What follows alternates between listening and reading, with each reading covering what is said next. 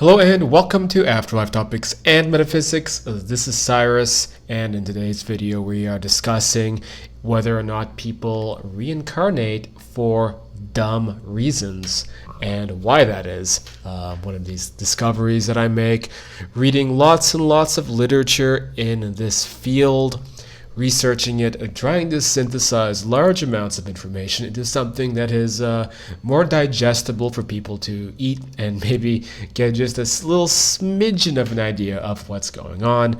Lord knows I only know a little piece of this whole puzzle, and that's what we do on here is we're trying to figure all of this stuff out, because ultimately it is going to affect all of us one way or another. It is an absolute certainty, death and taxes. So some quick updates.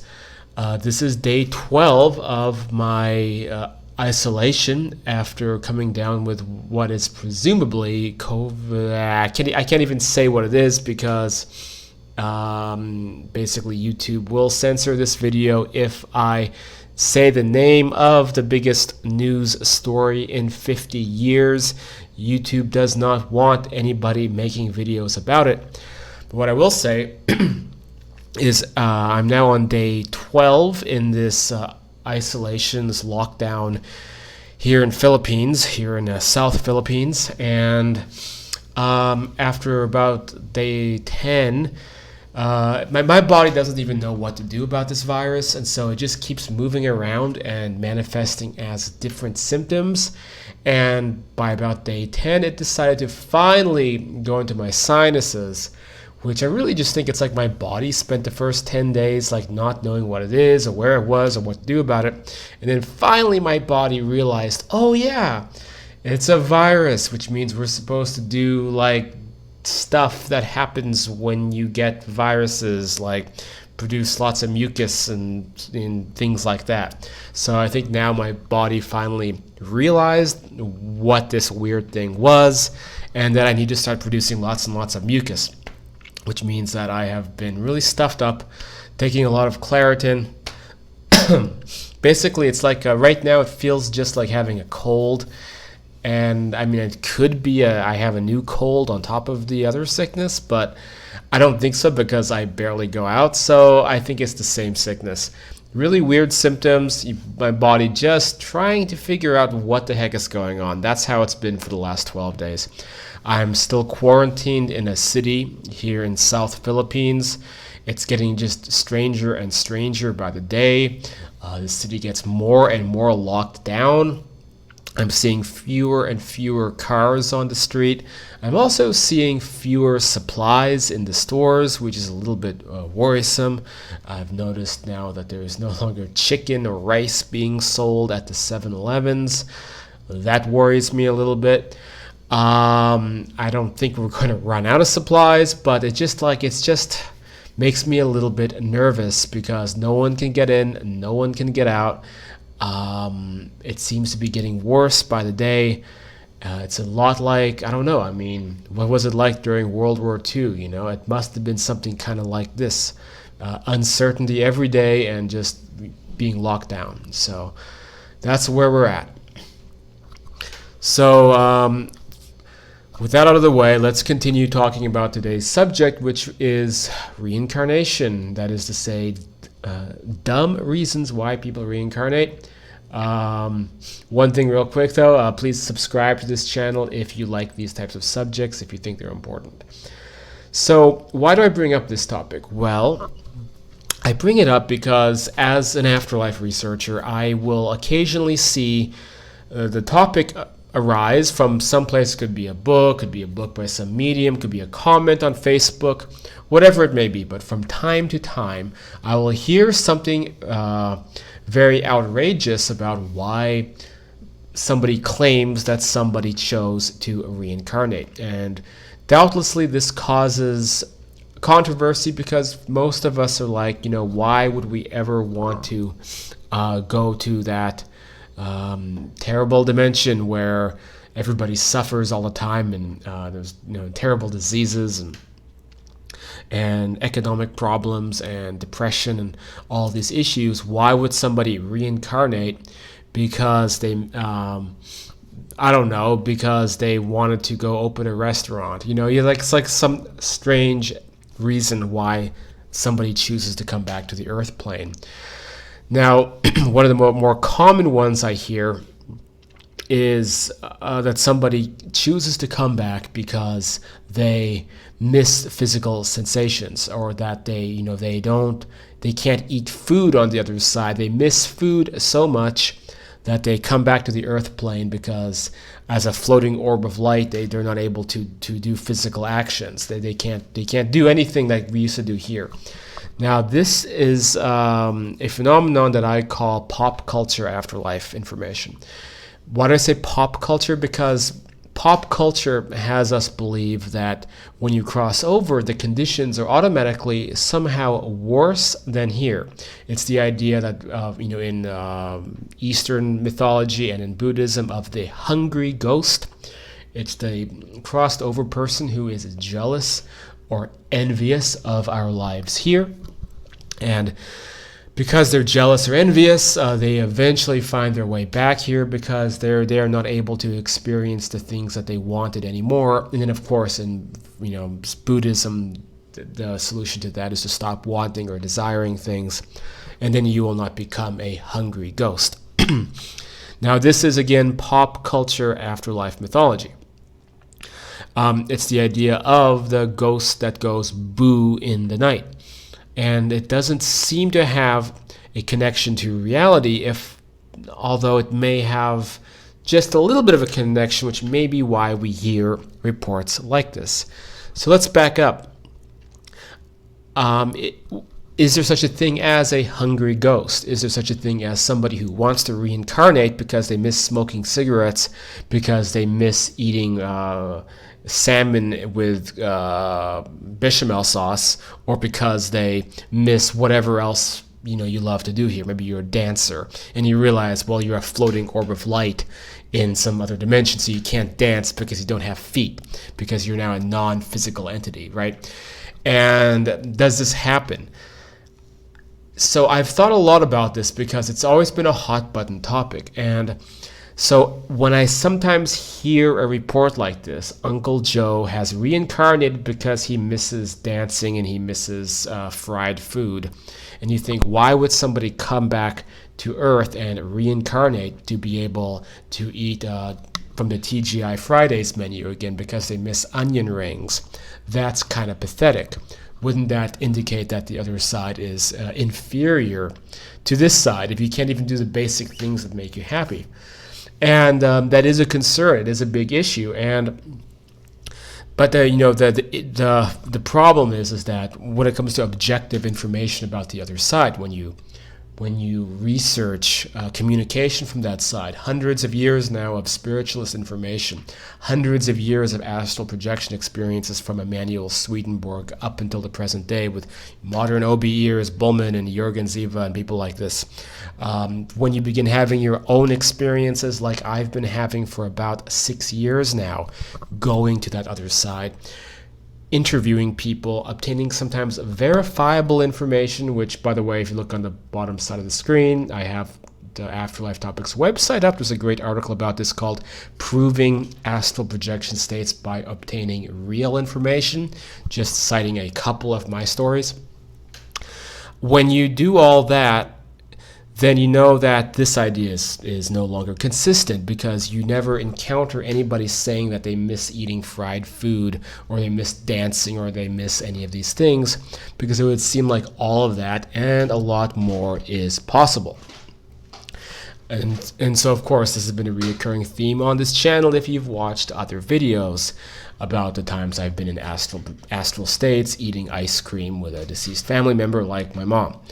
And then people will argue, well, those must not be real states because, you become the floating orb of light and there's no physicality, so you must have been giving some kind of illusion or some kind of not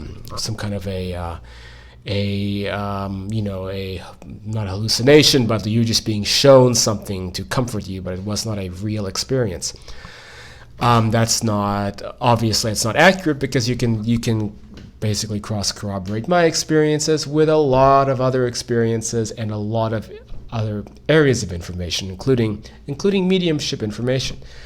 So now we have a conflict. So why are people reincarnating for all of these dumb reasons when that is when those things you can obviously do on that side, because it's still a solid, tangible existence with what we call the astral body and the astral spectrum of higher dimensional physics. If you can still do all the stuff you can do here and a lot more, why would somebody incarnate for these reasons? And there's two possible possibilities here. The first possibility is that the information is just wrong. Somebody is receiving incorrect data from that side, and they are misinterpreting something. So maybe somebody was making a joke. So you're getting some kind of communication, perhaps through a medium or through some clairvoyant ability, and you find out that the Uncle Roger says he wants to reincarnate because he misses the delicious frog leg stew down at the Louisiana kitchen. Well, maybe he was telling a joke. Maybe he was saying, as good as it is here, I still miss those frog legs over at the Louisiana kitchen. And because we take all the communication from that side so seriously, we don't see it's a ghost. We don't see it's a joke, and we think that our loved one's a ghost and can't do these things anymore. Then they're coming back to be able to eat the frog leg stew. The other possibility, besides that one, is that, and this is a little bit more complicated, and this is where I think that there is some validity behind this. Would somebody come to the earth plane to have physical experiences? I think the answer is yes, but to understand this one, we have to consider when incarnation actually begins and when or if it actually ends. So we think of incarnation as beginning and ending on the earth plane, but we forget that incarnation is very much the thing that continues into these astral higher dimensions. Another very key element that I've seen occur again and again and again in this literature is the idea that somebody comes to the earth plane just long enough to be able to obtain kind of the template of a physical human form, and then they're out of here. And this sometimes directly relates to miscarriages or babies that don't make it all the way through their lifespan. But they came in and entered the woman's body and obtained that template just long enough to acquire an astral body so they can go on to live a productive full life in the civilization on that spectrum, and not on this spectrum, which is undeniably much worse in innumerable ways than the higher spectrum. So this would indicate to me that before incarnating as, let's say, a miscarried baby, they are indeed in that formless state where you do not have access to physical experience. So if a spirit comes through from the formless state, the spirit may say that they are incarnating to be able to experience, for example, eating onion rings at TGI Fridays, but I hope their standards are a little bit higher than that. Maybe they want a nice cut of the Wagyu steak in Osaka, Japan, like I had last year. Best steak I've ever eaten in my life. But the point is, they want to gain access to those physical experiences and the physical template, the human civilization, and a million things that go with this. And so if you are connecting to a soul that is pre-incarnated, that has never obtained a human template, then they may very well say that the reason that they have incarnated is so that they gain access to the human experience. The thing is, the human experience does not end upon death of this body. It continues into the astral body. But it would seem from all of my research that you cannot continue into that astral body unless you obtain the physical template first. So it's almost like you have to come here to get the astral body to be able to go on to the other side in the astral human form. So ultimately, no, it would not make any sense if Uncle Ted is on the astral plane and wants to come back here for those Louisiana frog legs. that wouldn't make a lot of sense, would it? Because you can eat Louisiana frog legs on the astral spectrum. Probably Uncle Ted was telling a joke.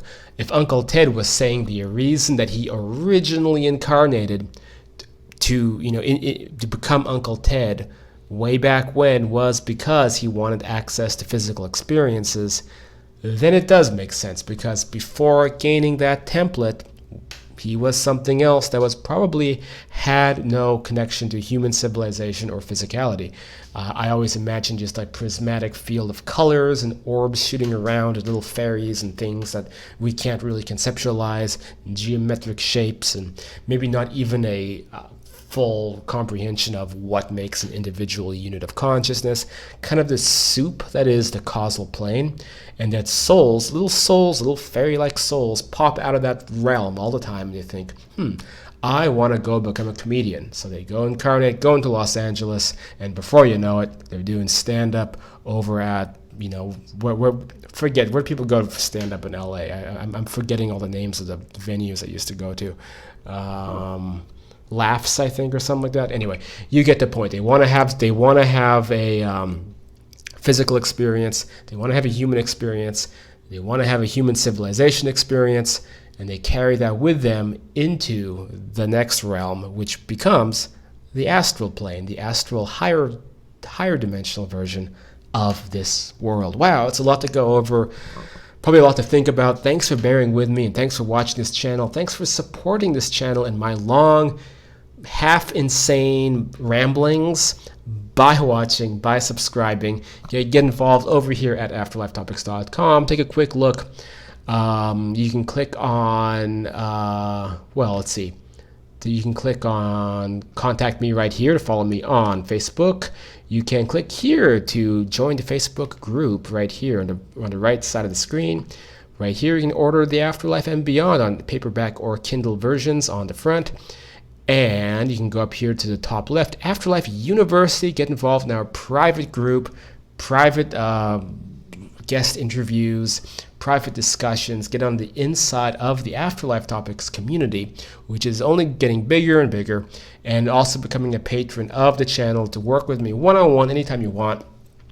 Or you can even sign up and do coaching consultation with me. I'm cool with that also. So that's about it. Happy to do this video. I never know what's going to happen on a day-to-day basis where I am in my situation, but there's a great saying from a book that I don't really care that much about, which is the Christian Bible, but there is still great wisdom in it if you can separate it from the fundamentalism. And in this case, yes, I walk through the valley of the shadow of death, I fear no evil, or I fear not, the Lord is my shepherd. And I always like that, because I always like that saying, because saying the Lord is my shepherd is almost like saying you are just being herded along a path by your higher self, your higher consciousness. So you don't have to fear anything, no matter how bad things may get. You can just have faith in each day as it comes along, that this is part of the tapestry, it's part of the big design of things. And by being connected on that macro level, on like your higher self level, by thinking along those lines, nothing should ever get so scary to it's something that you can't handle. You can always handle whatever is going to get thrown at you, and you can even have fun in the process. So let's try to have fun, and no matter how bad it may look or on the surface, just zoom out a little bit and think about how you can maybe make it into an adventure, something to try. But of course, my heart goes out to all the people though who are sick with this, and who are a lot sicker than I am, and those people that even in our circle, in this group, who are also suffering right now. So please keep them in your thoughts. All right, this is Cyrus. I'll talk to you guys next time.